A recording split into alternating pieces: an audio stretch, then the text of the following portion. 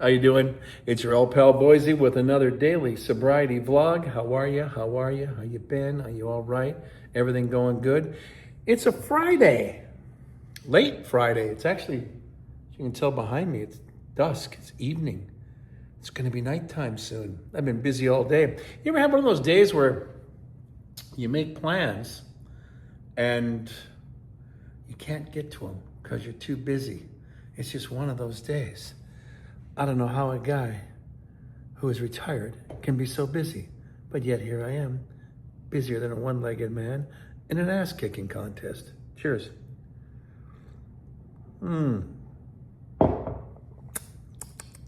Coffee? Coffee, anyone?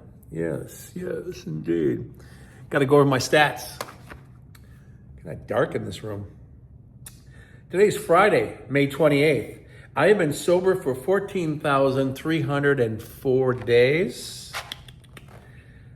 39 years, 1 month, 26 days, 469 months. That's my current stat. I'm sticking to it.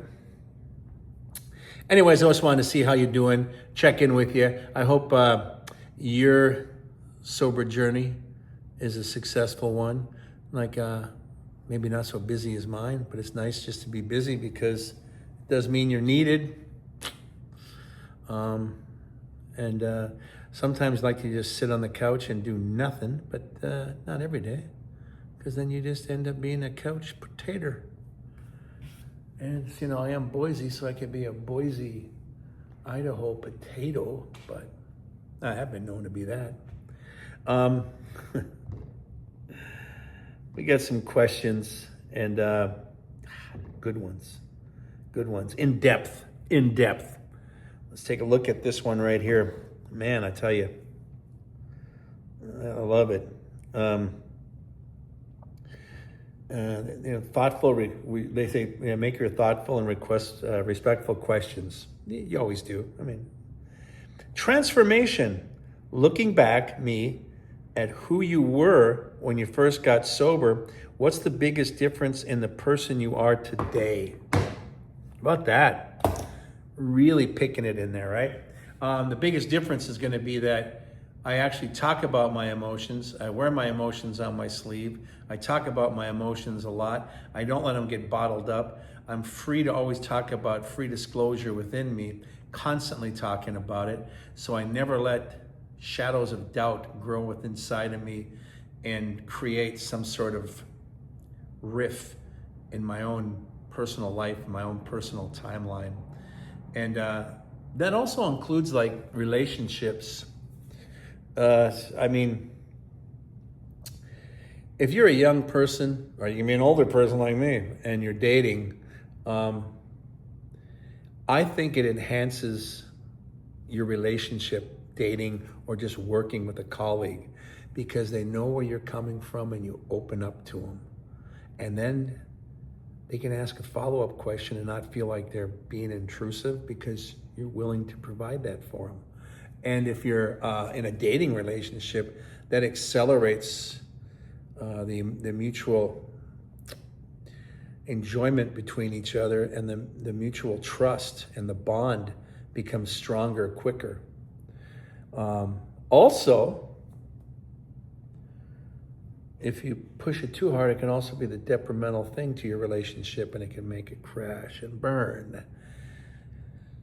And then you feel the pain even more devastating than if you were not sober, because you do feel every emotion, joy and absolute sorrow. You feel it fully. And there's nothing like feeling your complete emotions when you're crying to yourself, literally crying by yourself or with someone. Man, it was quite a release, actually. But sometimes those of us that do that, we actually feel vulnerable, or we let ourselves down, or we feel like we made a mistake by doing that. And that's not necessarily the case. But some of us, we feel that way. And There's no guarantees that a relationship is going to work because you're sober. There's no guarantees that your friendship is going to last because you're sober. There are times that your relationship or your friendships end because of your sobriety. Because that person doesn't know how to adjust to you, because you're not allowed to adjust to them as far as drinking is concerned or doing drugs. You need to keep away from that. I, after being sober, am involved with a lot of people who are on drugs or alcohol. It's all around me, so I don't run and hide from it, but it's never recommended that you do that right away. I broke that rule when I first became sober because I literally started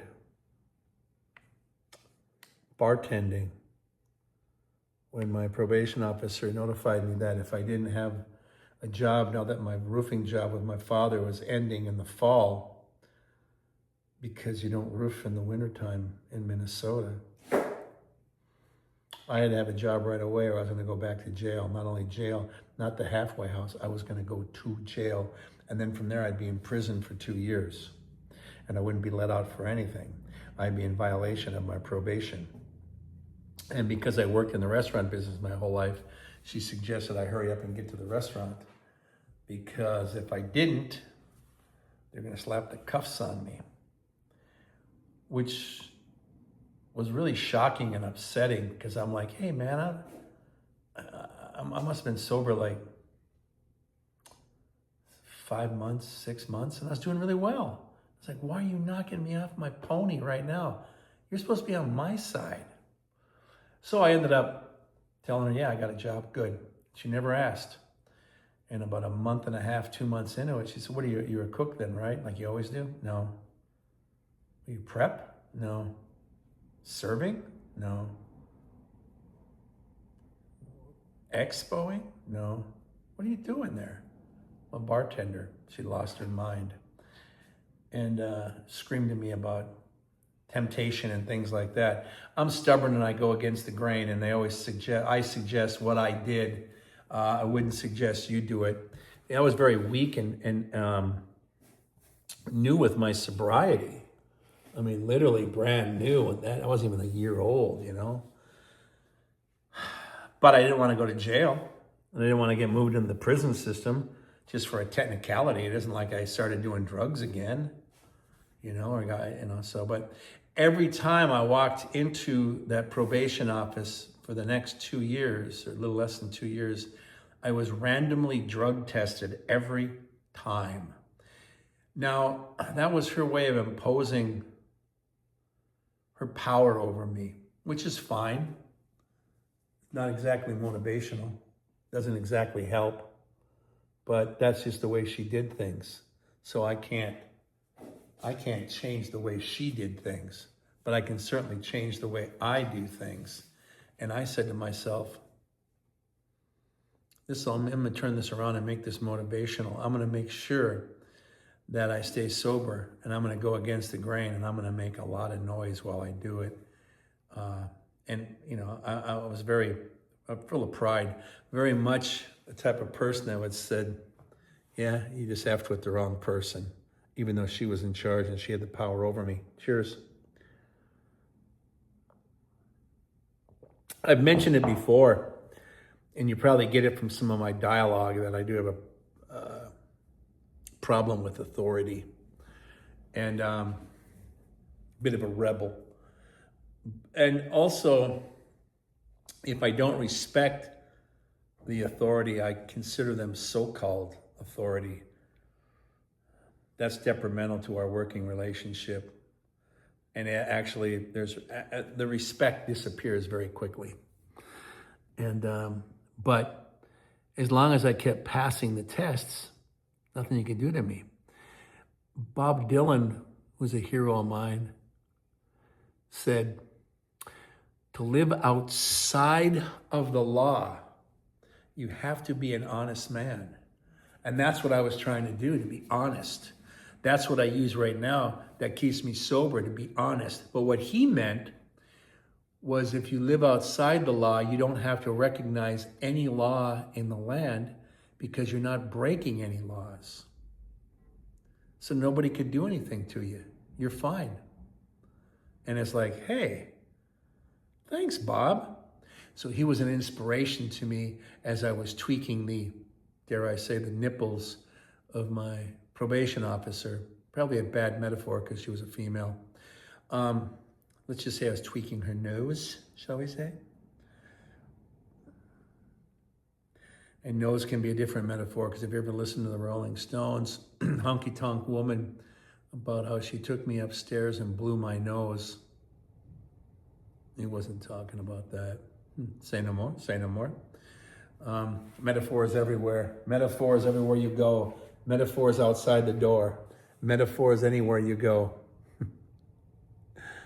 Metaphors come in more than four. Sometimes they come in threes, like some kind of bad omen.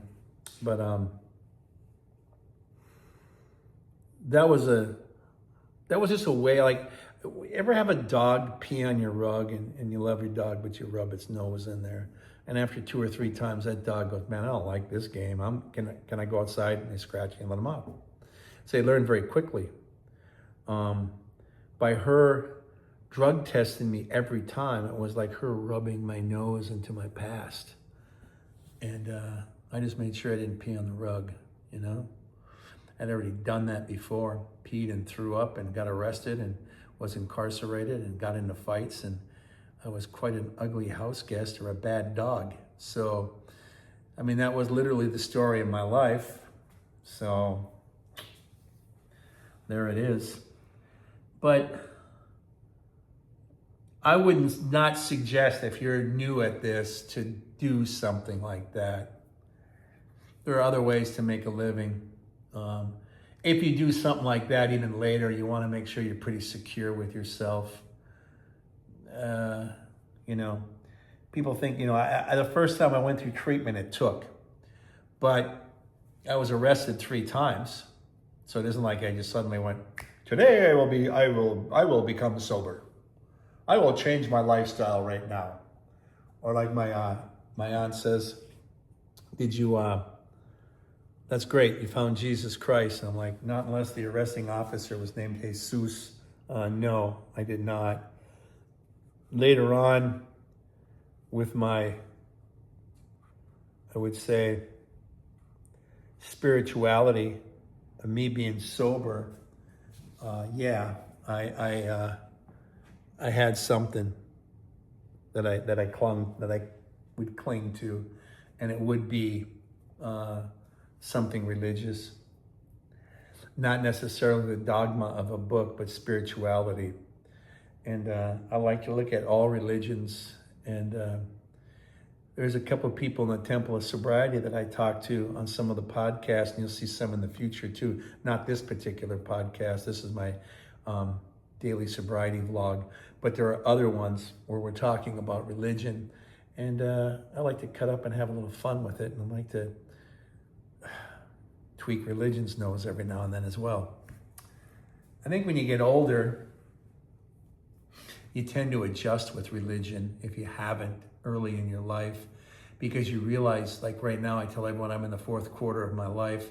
I'm trying to finish strong as I make my way to the locker room, which is the great gig in the sky, right? But I just want to pay it forward. I want to leave a lasting legacy that helps people. And like any true alchemist, I want to turn all my shit into gold and help people. And they can get a gold nugget from some of the stuff that we cover, or they can get gold in the comments down below and meet other friends and people that are like them in a situation. And then they realize, most importantly, you're not alone. It's hard to do things alone. Extremely difficult. And I did a lot of things on my own and alone. So once again, that would be something I would not recommend anyone do. Yet, I did. So a lot of things I did, there's no way that I would recommend you do.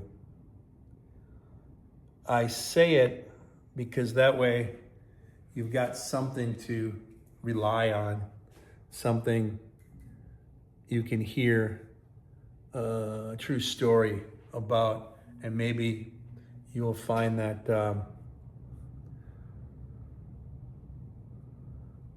it's worthwhile to try it, and maybe give it a personal spin of your own. I mean, that to me is the true measure of what you're doing. It really is. I'm having a problem with my camera. I don't understand it sometimes. It'll follow me and then it just locks up. How you gonna do? Me and technology. We're like this. This is me. This is technology over here. And this is what I think about technology. But I'm old. What are you gonna do, right? I'm always fond of using this example. One time, I couldn't get my music to work on my phone. And I turned to my buddy Leo and I said, well, what's going on here? I didn't do nothing. And he's like, all you gotta do is take it and just restart it. What? Yeah, just restart it and it'll work. Wow, it did. Told you. Like, look, you think that that's 2 steps forward in technology. At my age, that's 2 steps forward and literally a step back at least. Because when I get up in the morning and I turn on my stereo, put on a vinyl record or even an 8-track or a cassette, or just turn on the FM radio, in the words of Steely Dan, FM, no static at all. Great stereo, not mono. Boom. It played. Never once did I have to walk and unplug it from the wall and plug it back in. And the fact that you say it in such a snotty way, I'm less likely to say thank you and more likely to say, I might even slap you in the face over this. This is insulting. I didn't slap him though, but he got the point. So it's like people don't understand where other people come from. And there's another generation in front of you that you might slag off as just being old. And that's the funniest thing. It's like I stand up to racism and bullying and all types of things. But when I'm bullied, I push back. But honest to God, I get a lot of ageism. You know, he's just an old man. Wow, really? You don't want to utilize any of the things that I might have in my head then, do you? You just want to go ahead and just wing it? Yeah, the definition of a wing nut, aren't you? But, you know, I've always relied on my elders for a lot of things. Even when I was younger and I'd listen to them and they would tell me about the music in the 50s, I found it fascinating. I mean, I remember one of my dad's friends had this compilation of the 50s. And I heard Danny and the Juniors doing At the Hop. And I thought it was the most amazing and exciting thing I heard since Elvis. Elvis was exciting too, that type of music. Then I heard Chuck Berry and I thought, that's really good. I like it. And then I hear Little Richard and I'm like, oh my God. You know, and Ray Charles, like, oh man, this is awesome.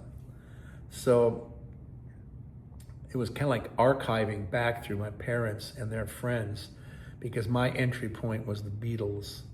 I was like 4 years old. I went from this little tiny turntable. I had a picture disc of a teapot.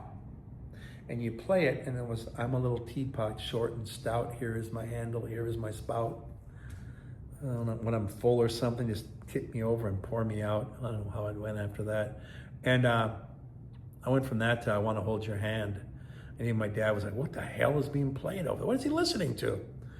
And it was funny because we were at Piggly Wiggly and the Woodlands, which is no longer there. The Woodlands is, but Piggly Wiggly is, and my friends in Houston, I don't mean the Woodlands here, I mean the Woodlands in Duluth, Minnesota, Woodland. I think it's without an S, Woodland. But anyways, been a while. I just thought it was real interesting that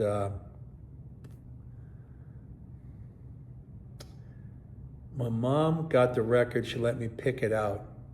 And it was at the end of the checkout line, and there was just this, like a record rack you'd have at the record store, if you remember that.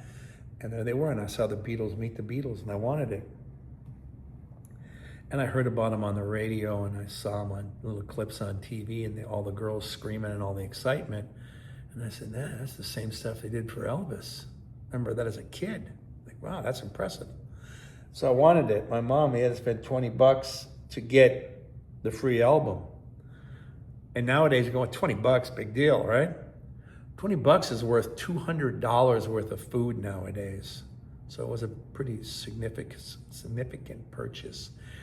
And I always remember a kid, like $3.99 for an album. That's just nothing, because there was a time you were paying, $13 for a CD, much less $15 for a vinyl record, or $12 for a vinyl record. But it was $3.99. But back then, that's like $15. When you just grab your phone and say, hey, it was $4 back in 1964. I'm like, God, really? So it wasn't cheap either. So you took great value. You knew there was great value, and you took great care to make sure those things lasted. And as a kid, I would listen to the music all day long. And if I had one or two albums, I just wore it out, just played it until I got another one for a birthday, or we did my chores and I got some money and I could buy something. And it was really weird, because you go like to Sears or J.C. Penney's, and then the basement they would have, two-story building, in the basement they would have a lot of things down there, like sporting goods and things, and there it was, record racks. I remember being 11 years old, looking at L.A. Woman, and I just found out Jim Morrison died, and I went, I gotta get that record. My favorite Doors album, completely. And as a kid, you get these vinyl records and you look at things, and you kind of try to look at things, inspire you, and try to educate yourself. You pull it out, and it was a plastic piece with the band. There was a yellow insert, so the background was yellow. And you pull it out, and it was a telephone power pole with someone strung up like Christ. And it's like, wow. All the images and things like that. It was just it's kind of shocking, disturbing, unsettling. It's quite interesting, really. I remember when then John Lennon and Yoko had a somewhere in New York City, and it looked like a newspaper, and I was uncomfortable. It showed Nixon and Spiro Agnew dancing naked. It's one of the articles. I'm like, oh, God. And then they had this song. I can't say it now, but then you could. It was part of the song. Was "Woman is the End of the World." And the point of the song was that she's the slave to the slave. So even if you're the low man on the totem pole, your woman is less than you. Not that she should be, but that's the way society has it. And that's the way you might even treat her as her husband, as her man. So even as a kid, I learned that you got to treat women equally. So I was 11 going on 12. I went, okay, got to keep that in there. And there were times I slipped up and didn't do it, but I knew that I should have, and I knew better. So, that's the whole thing. You learn these things as you're getting older, as you're growing up, and you learn them from music. So it's just kind of, at full disclosure, when I started just changing, I was changing so that I could rearrange myself and be current in the present condition. That was important to me. It meant a lot to me. And it was just something that I thought it was important to do. And I learned it from music. My dad didn't show my mom anything like that. My dad was like the boss of the family. And that's the way things were. And no one challenged it. But my music and the songs I listened to challenged it, which made it real interesting to me. Sometimes it got me into conflicts. later that I wasn't in charge of my emotions and I wasn't in charge of who I was. And I just thought, well, if that's the way things are, you have to respect it. Well, people don't have to respect it either, which comes as a shock to someone who's trying to be sober later in life. So I hate to say it is what it is, but that's what it is, and you have to change it. But that's the biggest difference in me from then to now, is I'm making it a reality, truly. How has your approach to handling grief, anger, and deep stress evolved over the decades? Now, that I'll probably cover at another time too, but I'll just touch on it real lightly that being in charge of your emotions, like I said, if you're in a breakup situation, that's devastating. That's painful. That's the end of something, okay? And the same thing is that if you're, if you lose somebody, if somebody dies, you lose them, just like in a relationship that breaks up, and this time you never see the person again. And that horrible, horrible pain is even more dominant and more prevailing in you than you could even anticipate. And after you've felt it a few times, you made it, and you've lost a few people, yeah, you adjust, you get used to those type of things, but you feel it and you have to process it. You have to talk to someone about it. I talk to myself about it. I talk to other people about it. Still to this very day, I was 18 years old when my mother died of a brain cancer, and she was 39 years old. And still to this day, I have to talk about it sometimes to people when it comes up, friends of mine and colleagues and people that are close to me, or even in an AA meeting. And sometimes it brings absolute tears, like it just happened yesterday. Like now I'm discussing it with you. I'm not crying, but I am feeling very sad. And you feel these things. You feel them very strongly. And, not to be confused with authoritarians that I look at things strongly. I'm very strong. In other words, in the words of Alice Cooper's song, I never cry. But that's the whole thing. Cheers. That's what the cliche is for a man, right? Never cry. But we'll talk about grief and other things. And that's just not a one-time topic. That is an ongoing topic, my friends. Trust me. Man, is it getting dark in here? Beautiful little sunset. Look at Max. He's having a good old time. Grooming his butt. My audience. I hope you're not doing that at home. Make sure you just like and subscribe and meet friends. Try to keep your pants on, Today is Friday, May 28th. I have been sober for 14,304 days. 39 years, 1 month, 26 days, 469 months. Wow. But thank you, everybody. Thank you, Patreon, for your support. Venmo, Cash App. Buy me a coffee, ding, ding, ding, ding, ding, chime. Thank you for helping us with the outreach program. Remember, it's tax exempt. I thank you. Your time is very valuable. You're hanging out with me. Thank you again. Your time is valuable. I appreciate it. From the bottom of my heart to the top of my soul, I see you all. And I'll see you again on the next sobriety vlog. And in the words of this cat right here, Ringo, peace and love, everybody. Peace and love. Yay. I appreciate you. Thank you. What time is it? It's a Friday night. Oh, man. It's 8:58. It's almost 9 o'clock. It's officially dark now. It's officially evening. Even though it looks blue, it's actually dark out there. But I don't know. Maybe it's the reflection off the light.